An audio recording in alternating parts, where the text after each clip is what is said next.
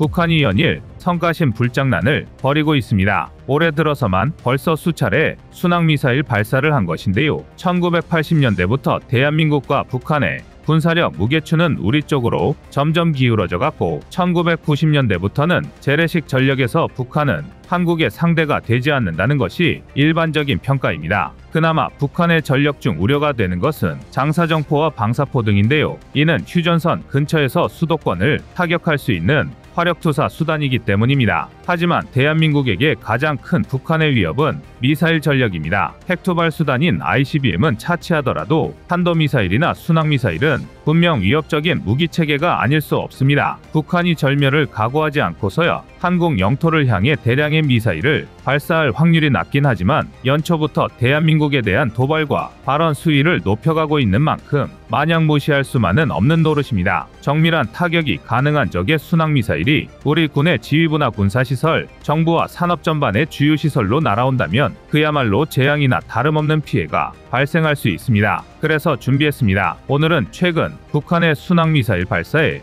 관련된 소식과 북한의 순항미사일 전력에 대해 알아보겠습니다.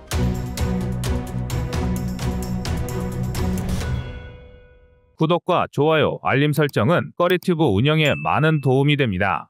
2024년 새해 들어서도 북한의 도발은 멈추지 않고 이어지고 있습니다. 지난 1월 24일 북한은 전략순항미사일 불화살3 31을 여러 발 발사했다고 주장했으며 28일에는 우리 합동참모본부가 동해상에서 북한이 순항미사일 여러 발을 발사한 것을 확인하고 한국과 미국의 정보당국이 분석 중에 있다는 사실을 밝혔습니다. 이날 포착된 순항미사일은 북한의 잠수함 기지가 자리한 심포 인근에서 발사된 것으로 볼 때 잠수함 순항미사일로 추정하고 있습니다. 그리고 바로 이틀 후인 1월 30일에 합참은 다시 한번 북한이 순항미사일을 발사한 것을 포착했다고 밝혔는데요. 이번에는 서해입니다. 오전 7시경 북측의 서해상으로 순항미사일이 발사됐으며 1500에서 2000km 가량을 비행한 것으로 분석하고 있습니다. 그러더니 지난 2월 2일에도 연달아 북한 순항미사일 발사 소식이 들려왔습니다. 올해 들어서만 4번의 순항미사일을 발사한 것인데요. 북한의 미사일 불장난이 어제 오늘 일이 아니긴 하지만 최근의 미사일 발사는 과거와는 다른 경향을 보이고 있습니다. 작년인 2023년과 재작년인 2022년에는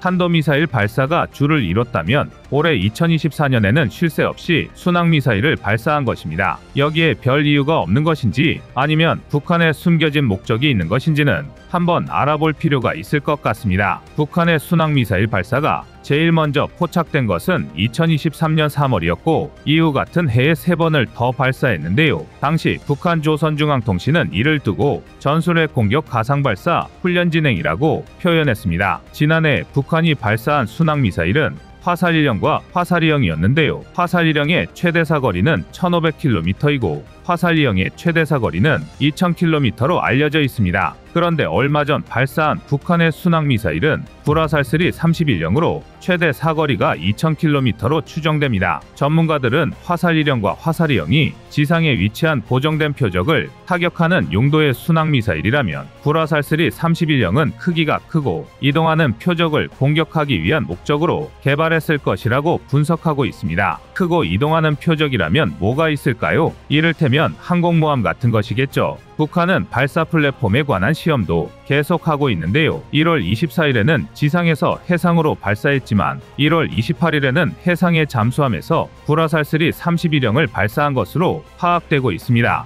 잠수함 발사 전략순항미사일 성능을 시험했다는 건데요. 북한이 SLCM까지 개발에 성공하여 전력화한다면 SLBM과 SLCM을 모두 보유하게 됩니다. 다시 말해 북한의 핵미사일 공격수단이 더욱 풍부해진다는 것입니다. 그동안 한국이나 미국은 북한의 탄도미사일 전력에 대해서 신경을 곤두세우고 경계해왔으나 이제는 순항미사일 공격까지 염두에 둬야 하는 상황이 오게 됐습니다. 그렇다면 여기서 순항미사일이라는 무기체계에 대해서 한번 짚어보고 넘어가야 할 것 같습니다. 세계 최초의 순항미사일은 제2차 세계대전으로 거슬러 올라가는데요. 바로 독일이 개발한 V1 비행폭탄입니다. V1 비행폭탄은 제2차 세계대전 중 나치 독일이 개발한 세계 최초의 순항미사일로 공중에서 발사되어 자동으로 목표물을 향해 날아가 폭발하는 무기체계였습니다. V1은 주로 영국에 대한 대규모 공격에 사용되었으며 그 당시 영국의 민간인들과 도시에 상당한 피해를 입혔습니다. 아이러니하게도 V1의 개발과 사용은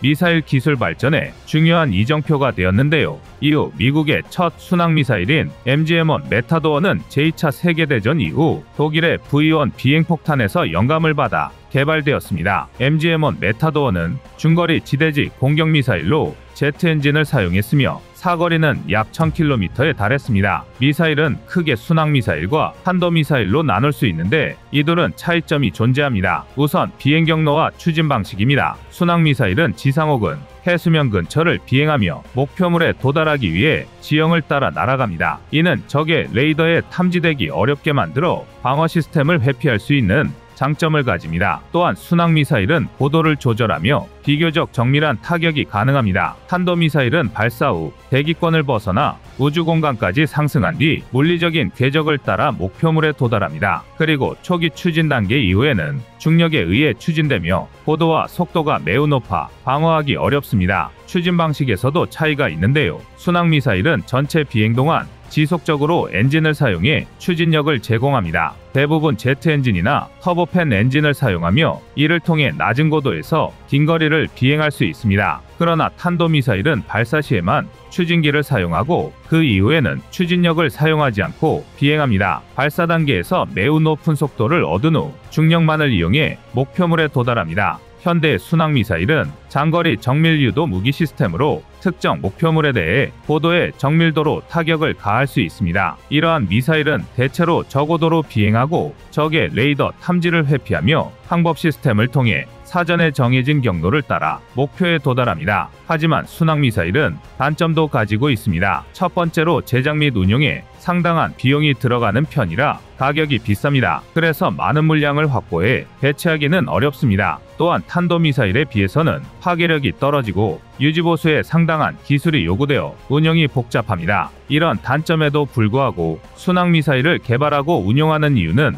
단점을 상쇄하고도 남는 장점이 있기 때문입니다. 순항미사일은 발사 플랫폼에 따라 공중발사 크루즈 미사일, 지상발사 크루즈 미사일, 그리고 해상발사 크루즈 미사일 이렇게 세 종류로 나눌 수 있습니다. 항공기에서 발사되는 ALCM은 적의 방어망을 피해 멀리서 정밀 타격이 가능하며 고도와 속도를 조절할 수 있는 장점 덕분에 적의 방어 시스템을 회피하면서 목표에 접근할 수 있습니다. GLCM은 이동식 발사대나 고정된 발사시설에서 발사되며 지형을 따라 낮게 비행하면서 목표물에 도달합니다. 또한 지상 목표물에 대한 정밀 타격 능력과 함께 적의 방어망 내로 침투할 수 있는 능력을 가지고 있습니다. SLCM은 잠수함이나 함정 같은 해상 플랫폼에서 발사되는 순항미사일로 해상에서 발사되기 때문에 지리적인 제약을 덜 받으며 전 세계 어디서나 발사가 가능합니다. 대표적인 순항미사일로는 미국의 토마호크, 러시아의 칼리브르, 영국과 프랑스가 공동 개발한 스톰섀도우 등이 있는데요. 그중 대중에게 가장 널리 알려진 건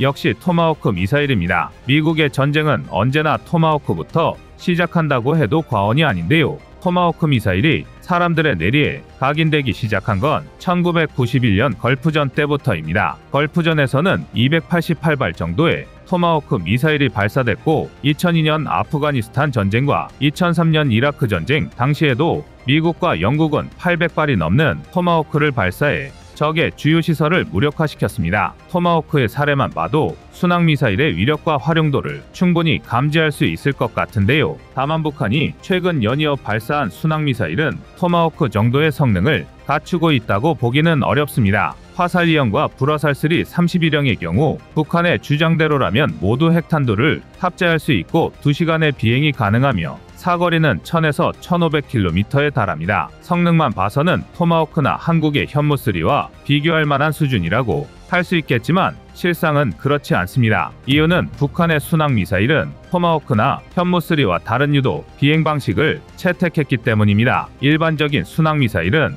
관성항법장치와 위성항법장치 등으로 유도를 하는데요. 현무3에는 이외에도 첨단 기술인 디지털 지형대조항법이 적용되어 있습니다. DSM-AC는 발사 전에 미사일이 비행할 전체 경로의 3차원 디지털 지도를 메모리에 저장 후 미사일에 장착된 전자광학 카메라가 촬영한 지형과 대조하면서 날아갑니다. 따라서 DSM-AC 방식의 순항미사일은 목표물까지 비행하는 경로의 지형과 지물에 대한 데이터를 모두 가지고 있어서 초저공 비행을 하는 것이 가능합니다. 마음속의 미사일이 지표면 30m 정도 위에서 숲이나 계곡, 빌딩 사이를 요리조리 헤집으며 목표물로 날아간다면 탐지가 극히 어려워 적은 당하는 줄도 모르고 어느새 파괴된 자신을 발견하게 됩니다. 그런데 이런 DSM-AC 기술을 활용할 수 있는 나라는 미국이 유일합니다. 지형과 지물은 지금 이 순간에도 계속 변하고 있지만 수많은 정찰위성과 정찰기를 운용하고 있는 미국은 세계 각지의 지형정보 데이터들을 빠르게 업데이트할 수 있기 때문입니다. 그리고 대한민국은 한미연합군 체계에서 미국의 지형정보 데이터를 받아서 현무3 등의 순항미사일에 적용해 운용할 수 있습니다. 순항미사일은 속도가 느려서 토마호크나 현무3처럼 초저공 비행을 하지 못하면 요격이 어렵지 않은데요. 맨패즈는 물론 심지어 보병의 기관총에도 요격당할 수 있습니다. 간단하게 정리하자면 북한이 협박하듯이 발사한 최근의 순항미사일은 우리 군의 미사일 방어 체계에 손쉬운 먹잇감에 불과하다는 것입니다. 그러나 간과하지 말아야 할 것은 북한의 미사일 기술은 지금까지 발전을 거듭해왔다는 것입니다. 처음 북한이 ICBM을 개발한다는 정황을 포착했을 때만 해도 북한의 기술 수준으로는 성공하기 어렵다는 분석이 지배적이었습니다. 하지만 북한은 지금 ICBM, SLBM, 극초음속 미사일 등을 개발한 것으로 보이는데요. 최근에 발사한 순항미사일도 지속적인 성능 개량이 이뤄진다면 상당한 위협으로 작용할 수 있습니다. 자신감은 가지되 자만심은 버려야 강건한 국방력을 유지할 수 있을 것 같습니다. 여러분의 구독과 좋아요가 꺼리튜브 운영에 많은 힘이 됩니다. 지난 1월 14일 북한이 기습적으로 고체 연료를 사용한 극초음속 중장거리 탄도미사일을 동해상으로 발사했습니다. 탄도미사일은 사거리에 따라 크게 단거리, 중거리, 중장거리, 대륙간으로 구분되는데요. 이 중에서도 사거리 1000km 이하의 탄도미사일을 단거리 탄도미사일 SRBM, 1000에서 3000km 사이를 준중거리 탄도미사일 MRBM이라고 부릅니다. 또 이름 그대로 대륙 사이를 넘나드는 초장거리 타격이 가능한 사거리 5500km 이상의 미사일을 대륙간 탄도미사일 ICBM이라고 부르는데요. 앞서 언급드렸다시피 북한이 이번에 발사한 중거리 탄도미사일, 즉 IRBM은 MRBM과 ICBM의 사이 체급으로서 3000에서 5000km 사거리를 갔습니다. 즉 북한이 극초음속 중장거리 탄도미사일을 발사했다는 건 박범 아래 최대 사거리가 5000km에 달하는 극초음속 미사일을 발사했다는 것과 같은 뜻입니다. 반드시 이렇게 사용해야 한다는 식으로 규정된 건 아니지만 사거리의 한계상 SRBM이 전선과 전역단위, MRBM이 전구단위에서 사용되는 전술급 미사일이라고 한다면 IRBM부터는 충돌을 일으키고 있는 당사국 이외의 타국을 공격할 수 있는 전략급 미사일이라고 볼 수 있는데요. 따라서 북한이 발사한 극초음속 IRBM에서 그나마 긍정적인 부분을 찾아보자면 북한이 대한민국에 해당 미사일을 사용할 확률은 극히 낮다는 것입니다. 결론부터 말해 수지타산이 맞지 않기 때문인데요. 대한민국과 북한은 서로 IRBM급 미사일을 날리기에는 종심이 너무 짧습니다. 전쟁의 지리적 범위를 나타내는 일종의 단위로서 전선은 아군 부대와 적군 부대가 서로 공방을 주고받으며 실질적으로 무력 충돌을 일으키고 있는 경계선을 말합니다. 전투가 벌어지는 최전선과 그 일대라고 생각하시면 편합니다. 또 전역은 전선에서 한층 더 넓어진 단위로 전투가 벌어지고 있는 특정 지역 자체를 의미합니다. 보통 한계야전군급 부대가 충돌하는 지역을 말하는데요. 우리 군의 편제를 예로 들면 제1야전군 기준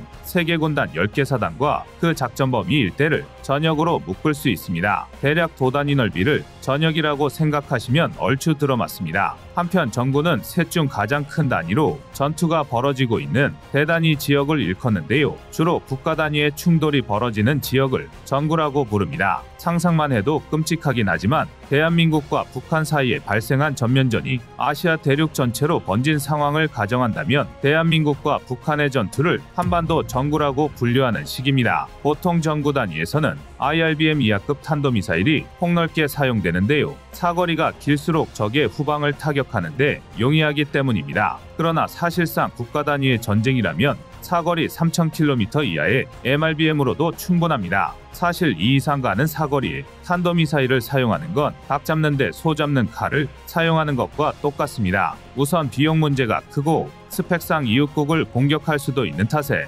쓸데없는 외교적 분쟁을 일으킬 수밖에 없습니다. 심지어 대한민국의 경우는 이 문제가 더 심각한데요. 수도인 서울에서 가장 가까운 군사분계선이 40km 남짓이고 북한의 미사일 기지가 위치한 원산에서도 180km면 충분합니다. 이쯤이면 차라리 북한판 다연장 로켓인 방사포를 사용하는 것만으로도 충분합니다. 굳이 수천 킬로미터나 되는 사거리의 탄도미사일을 동원할 필요가 없는 것입니다. 전쟁은 사람과 사람의 싸움인 동시에 예산 싸움입니다. 어느 나라가 돈을 더 많이 들고 있고 얼마나 현명하게 쓰느냐가 장기전의 승패를 좌우하는데요. 특히 세계적으로 손에 꼽을 만큼 가난한 나라인 북한은 최대한 효율적으로 그들의 비대칭 전력을 사용하려 할 것입니다. 그리고 이를 감안하면 북한 극초음속 IRBM의 가장 현실적인 목표는 대한민국이 아니라 미국 과밀 확률이 높습니다. 예컨대 원산에서 약 3,300km 떨어진 앤더슨 공군기지를 타격할 것입니다. B-1B 랜서, B-2 스피릿, B-52 등 전략 폭격기가 유사시 한반도에 해구산을 전개하기 위해 출격 대기 상태로 이륙을 준비 중인 바로 그 공군기지를 말입니다. 또 과마프라 항구에는 미 해군의 기지가 소재해 있으며 미 해군의 원자력 잠수함인 버지니아급 잠수함이 주둔 중입니다. 북한이 이러한 괌을 타격한다는 건 곧 전시 미국의 군사적 지원이 늦어진다는 뜻입니다. 최악의 경우 대한민국이 홀로 북한과 중국, 심지어 러시아까지 모두 상대해야 할 수도 있습니다. 미우나 고우나 미국은 우리의 최대 동맹국이고 동북아 안보의 균형을 지키는 키스톤입니다. 대한민국의 국방력이 지금보다 배 이상 강력해지는 게 아닌 이상 중국과 러시아를 견제하기 위해선 미국의 도움이 반드시 수반되어야 합니다. 물론 북한이 IRBM을 이용해 괌을 타격할 것이라는 게 대한민국의 안전을 의미하지는 않습니다. 사실 북한의 탄도미사일에서 진짜 중요한 건 IRBM이 아니라 극초음속입니다. 실제로 북한이 이번에 발사한 IRBM은 거의 완성형의 극초음속 미사일로 추정됩니다. 극초음속 미사일은 크게 순항미사일 형태인 HCM과 탄도미사일의 글라이더 활공체를 결합한 HGV 방식으로 나뉩니다. 이 중 HGV는 종말 단계에서 탄도 궤도를 포물선에서 수평 비행으로 활공하는데요. 초기 탐지가 비교적 쉽다는 단점이 있지만 기술적 난이도가 HCM에 비하면 상당히 낮습니다. 북한이 발사한 IRBM은 이 HGV 방식으로 추정됩니다. HGV는 고도 50km 지점에서 하강 후 재상승 기동을 하며 물수제비 같은 활공을 한다는 특징이 있는데요. 다수의 정보 채널을 종합해보면 북한의 IRBM 역시 약 50km의 정점 고도에서 500에서 1000km를 비행한 것이 확인됩니다. 사실상 북한이 HGV 방식의 극초음속 미사일 기술을 이미 확보했다고 볼 수밖에 없는 이유입니다. 그렇다면 북한이 언제든 극초음속 SRBM, 극초음속 MRBM으로 대한민국을 타격할 가능성도 염두에 둬야 합니다. 문제는 극초음속 미사일 요격이 극도로 어렵다는 것입니다. HGV는 매우 낮은 고도로 활강하기 때문에 레이더 추적이 어렵고 마하 5 이상의 극초음속을 유지하면서도 복잡한 회피 기동을 펼칠 수 있습니다. 군에서 HGV와 기동식 재진입체 MARV를 구별하는 이유인데요. 그러나 익히 알려진 것처럼 극초음속 미사일이 요격 자체가 불가능한 마법의 무기는 아닙니다. 오히려 우크라이나 전쟁을 통해 팩3 패트리어트로도 극초음속 미사일을 요격할 수 있다는 게 밝혀졌습니다. 다행히 대한민국의 KAMD는 우크라이나와 비교하는 것 자체가 모욕인 수준인데요. 관건은 대한민국이 도발 원점을 완전히 파괴하기 전까지 얼마나 많은 북한의 미사일을 버틸 수 있느냐가 될 것입니다. 더군다나 대한민국은 이미 극초음속 미사일 요격을 위한 방공체계를 개발 중입니다. 바로 LSAM-2입니다. 전기형인 LSAM은 이미 개발 마무리 단계에 돌입했고 2025년부터 양산을 준비 중이며 LSAM-2 역시 활발하게 연구 개발이 진행 중인데요. 최소 사드 이상의 요격 능력은 물론 극초음속 미사일 활공 단계 요격 능력까지 갖출 예정입니다. LSAM-2의 개발 목적부터가 애초에 북한과 중국의 극초음속 미사일을 요격이었으니 당연한데요. 다만 문제는 시간입니다. 방사청은 LSAM의 개발 기간은 2035년까지로 상정하고 있습니다. 너무 늦는 것 아니야라고 생각하실 수도 있지만 극초음속 미사일 요격 기술은 미국조차 걸음마 단계인 최첨단 기술입니다. 오히려 국제 발전 추세로 봤을 때 대한민국은 극초음속 미사일 요격 기술에 최선두를 달리고 있습니다. 그러나 머리로는 이해해도 북한이 전쟁을 준비하는 지금 이 순간 가슴 한구석에 부족함이 느껴지는 건 어쩔 수가 없습니다. 이제 우리는 인정해야 합니다. 가슴 아픈 일이지만 북한을 한민족의 카테고리로 묶는 건 무의미한 일이 되었습니다. 이제 대한민국은 국민의 안전과 평화 그리고 안보에 총력을 기울일 때입니다. 그리고 언제나 그랬듯 독보적인 개발 속도로 전 세계를 경악하게 만들길 바라겠습니다. 이상 꺼리튜브였습니다.